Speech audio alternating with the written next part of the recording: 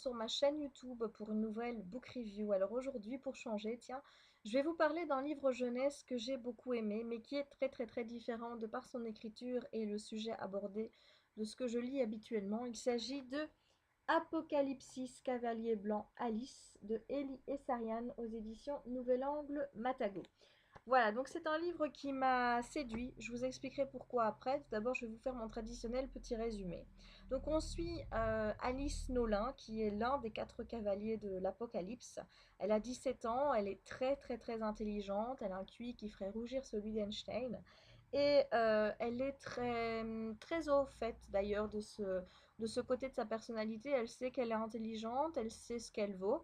Et elle n'a pas peur de le dire, ça pourrait paraître pour de la prétention, mais dans son cas, tout ce qu'elle dit, bah, c'est vrai, il n'y a pas quelqu'un qui peut arriver à sa cheville ou quoi que ce soit. Alice, du coup, se retrouve très isolée. Elle ne cherche d'ailleurs pas le contact avec les autres. Elle reste assez solitaire, préférant rester seule dans son coin, même à l'école, plutôt que d'être entourée d'une bande d'imbéciles qui, intellectuellement en tout cas, ne peuvent rien lui apporter. Donc, elle fuit les autres plutôt que de rechercher leur présence. Et dans le roman, elle va apprendre qu'elle fait partie des cavaliers de l'Apocalypse et que donc une mission l'attend. Et le roman, eh bien, en fait, c'est tout le cheminement qui va un petit peu l'amener vers cette mission de cavalier de l'Apocalypse. Elle va passer par différentes étapes dans son comportement, dans sa façon de penser, pour qu'elle soit là un très bon cavalier de l'Apocalypse, on va dire ça comme ça.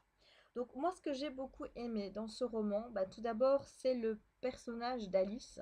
Alors c'est assez ambivalent ce que je vais vous dire parce que je l'ai adorée et je l'ai détestée.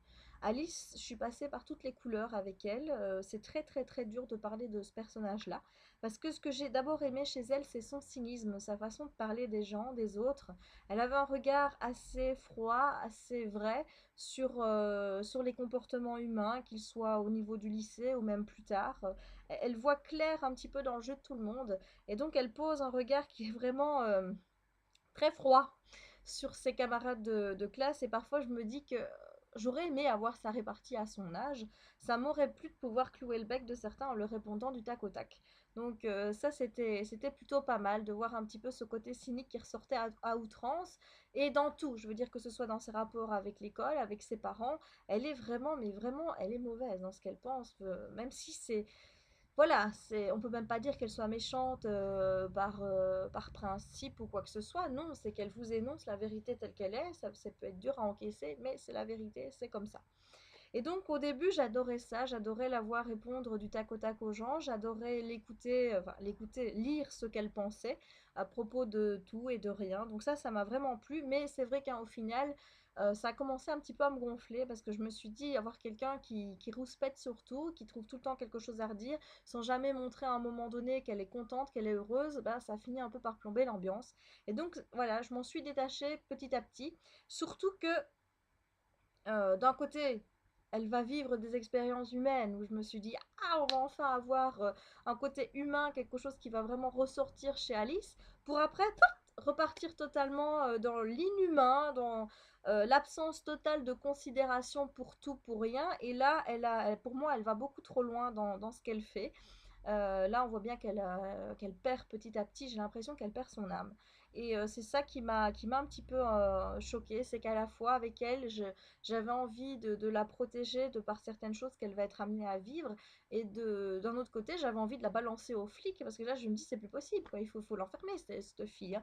Et du coup, la fin, c'est assez perturbant. Vous verrez bien, je ne vous en dirai pas plus. Mais donc moi, voilà, j'ai beaucoup aimé ce personnage parce qu'à la fois je l'ai aimé, je l'ai détesté. C'était vraiment très ambivalent. Elle m'a fait passer par plein de couleurs, je vous dis, de l'agacement, de l'énervement, à l'envie de la frapper en lui disant maintenant ça suffit, à l'envie aussi de la prendre contre moi et de la protéger, comme une toute fille de 17 ans qui vit des épreuves qui sont très dures à son âge, mais là encore, qui sont pas, je veux dire, impossibles à vivre dans la vie d'une ado de cet âge-là. Donc c'est ça qui est aussi la force d'Elia Serian, c'est qu'elle vous a sorti une saga où elle fait vivre des choses qui sont très dures à son personnage, mais où chaque adolescent qui lit ce bouquin peut se dire, moi aussi je pourrais être placé dans la même position qu'Alice. Et c'est ça quand même qui est fort, c'est qu'il amène l'adolescent à réfléchir sur des choses qui pourraient lui arriver, mais qui ne sont pas du tout bisounours, pas du tout bonbons sucrés emballés, c'est plutôt le contraire. Voilà, donc c'est ça qui m'a beaucoup plu aussi, c'est le fait qu'Elia Serian ne prend pas les gens qui la lisent pour des imbéciles en lui servant un monde édulcoré où tout va bien, où on vous présente un monde dans la version tout le monde est beau, tout le monde il est gentil. Ici, on vous présente le monde tel qu'il est, avec des gens qui finalement pensent beaucoup plus à eux, à leur petit bien-être qu'aux autres. Enfin bref, on vous présente ici un monde tel qu'il est, sans concession, sans rien du tout. Alors ça prend parfois des années pour en arriver là. Je dis moi quand j'avais 17 ans, j'étais aussi dans le petit côté tout va bien, tout le monde est beau, tout le monde est gentil.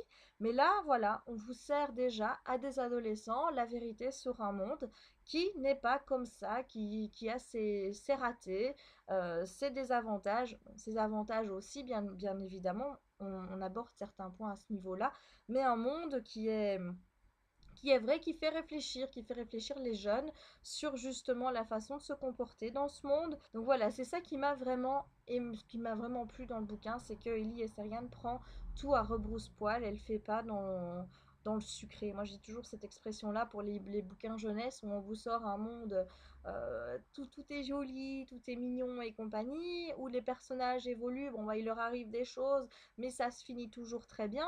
Ici, c'est pas le cas. Et quand il se passe des choses très dures, il y a des conséquences qui suivent, et on voit bien que tout ne se finit toujours pas bien, et c'est ça que j'ai beaucoup apprécié dans ce roman. Alors pour ceux qui attendent une histoire avec beaucoup de suspense, beaucoup d'action et compagnie, c'est pas du tout ça que vous allez trouver dans ce récit. Ici, comme je vous l'ai dit, il s'agit vraiment d'un livre qui est, qui est rangé par partie. On n'est pas un découpage par chapitre. Ici, c'est vraiment un découpage par partie où chaque partie correspond à une prise de conscience par Alice, par un fait qui fait qu'elle avance dans ce qu'on attend d'elle, dans sa mission de cavalier de l'Apocalypse. Voilà, donc ça peut être très dur par partie, tout dépend un petit peu d'où on se situe. Il y en a une où on est plus justement dans la phase où Alice se laisse aller à des sentiments beaucoup plus humains, se laisser un peu rapprocher des autres aussi, pour après arriver dans quelque chose de beaucoup plus brutal, où Alice prend conscience qu'elle est vraiment, je vais pas dire qu'elle est Dieu, mais tout comme. Voilà, donc on passe vraiment de l'un à l'autre, mais chaque partie est importante pour qu'elle puisse intégrer une idée, pour qu'elle puisse évoluer dans ce rôle qu'on attend d'elle de cavalier de l'Apocalypse. Voilà, donc ceux qui attendent vraiment une histoire qui rebondit, c'est pas du tout le cas. On est plutôt ici vraiment dans le cheminement d'une personne, dans le fait qu'elle doit grandir, qu'elle doit devenir ce qu'on attend d'elle. Et les autres tomes, donc chaque tome qui parlera d'un cavalier de l'Apocalypse sera, je suppose, construit de la même façon. Je ne saurais pas encore m'avancer vu que je ne les ai pas lus. Mais voilà, donc je suppose que les 4 tomes sur les cavaliers nous amèneront à les voir grandir comme ça un petit peu en tant que cavaliers de l'Apocalypse, qui deviennent clairement ce qu'on attend d'eux. Et puis le 5e tome qui s'appelle Oméga, qui lui sortira au mois de septembre 2012, qui lui parlera, je suppose, de l'Apocalypse en tant que tel. Mais là, je vous dis, ce ne sont que des suppositions, puisque pour le moment, il n'y a que le premier tome qui est disponible à la vente. Voilà. Donc, qu'est-ce que je peux encore vous dire? Moi, oui, par rapport au style de l'écriture, là aussi, c'est très très bien écrit.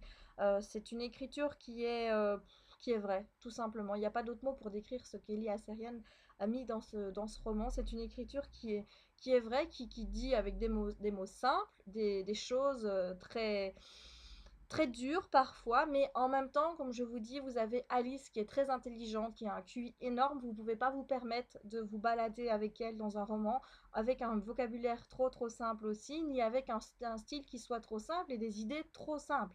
Il y a beaucoup de simples dans ce que je dis, mais c'est vraiment important. Il fallait que le style soit à la mesure de son QI. Donc il fallait qu'elle nous, bon, même si elle nous balance pas des mots compliqués ou quoi que ce soit, donc le vocabulaire à ce niveau-là reste assez aisé, mais au niveau de la construction de la phrase et au niveau des idées qui sont véhiculées, on sent bien qu'on n'est pas en face d'un imbécile, quoi. Faut clairement le dire. Voilà, donc c'est ça, j'ai vraiment apprécié. Maintenant, il faudra voir si Ellie va, se- va un petit peu se caler comme ça sur chacun des personnages, parce que étant donné qu'ils ont tous une particularité, donc elle, c'est vraiment l'intelligence. Le prochain, je pense qu'il s'appelle Edo, ça doit être tout ce qui est agressivité et compagnie, mais ça doit se ressentir dans sa façon de s'exprimer. Donc j'attends de voir pour voir si elle va suivre un petit peu ce leitmotiv, voir si on va avoir un style qui va vraiment être adapté à chacun des cavaliers de l'Apocalypse. Voilà, donc un petit mot aussi par rapport à la construction en partie. Ça me semblait totalement logique dans la construction du récit, mais moi par contre ça m'a un peu gênée parce que certaines parties pouvaient parfois être longues et même, bon, je vais pas dire, hein, c'est pas non plus, vous voyez, c'est pas écrit petit non plus, c'est écrit grand. Mais moi j'aime bien pouvoir arrêter ma lecture quand j'en ai envie et pas d'attendre chaque fois d'être arrivé à la fin d'une nouvelle partie. Alors certains vont me dire, ouais, mais il y a des paragraphes, nanana. Ben oui, je vais vous montrer, hein, ouais, voilà. Genre ici, vous avez un petit oméga qui sépare deux paragraphes. Ben, moi, j'aime pas. J'aime pas de m'arrêter en plein dans un chapitre, en plein dans une partie. Moi, j'aime bien continuer jusqu'à temps que ce soit fermé, quoi, en quelque sorte. Donc voilà, c'est ça que je reproche un petit peu, c'est que je pouvais pas m'arrêter quand j'en avais envie. Il fallait chaque fois aller au bout de la partie que j'avais commencée. Donc, sinon, vraiment, c'est un livre que je vous conseille, que je vous recommande. Ça se lit très vite, ça se lit très bien. Je vous dis, c'est un roman qui vous fera réfléchir sur l'humanité, sur la façon de se comporter des gens les uns avec les autres, de voir ce qu'on peut faire aussi pour améliorer certains de nos comportements, mais également qui va vous mettre dans un drôle d'état par rapport à ce personnage d'Alice qui va vous transporter d'un côté en je l'aime bien, elle est cynique, ça change, ça fait rire, et puis d'un autre côté un personnage qui n'est vraiment plus humain du tout et qui fait des choses vraiment très choquante et là vous allez vraiment la détester. Donc c'est vraiment ambivalent de passer d'un état à l'autre sur aussi peu de pages par rapport à un personnage. Donc je vous le recommande parce que c'est vraiment une lecture atypique dans les rayonnages jeunesse qu'on trouve pour le moment. Ça se laisse lire, c'est franchement agréable. Voilà, j'attends de voir un petit peu la suite maintenant, voir un petit peu. Je pense que le tome 2 sort au mois de janvier 2012, si je ne me trompe pas. Mais j'ai hâte de voir un petit peu ce que ça va donner dans la suite et si Ellie va tenir toutes les petites promesses que j'attends d'elle par rapport notamment au style de l'écriture, voir si ça va changer avec les différents cavaliers et surtout savoir ce qui va advenir à Alice, puisque là je suppose que j'aurai pas de nouvelles d'elle avant le tome 5 si ça poursuit donc sur la même lancée. Donc j'ai hâte et je vous le recommande. Voilà, j'ai passé vraiment un excellent moment avec Apocalypsis. Bien voilà, je vais refermer ici cette book review. J'espère qu'elle vous aura plu et je vous dis à très bientôt pour de nouvelles vidéos. Ciao!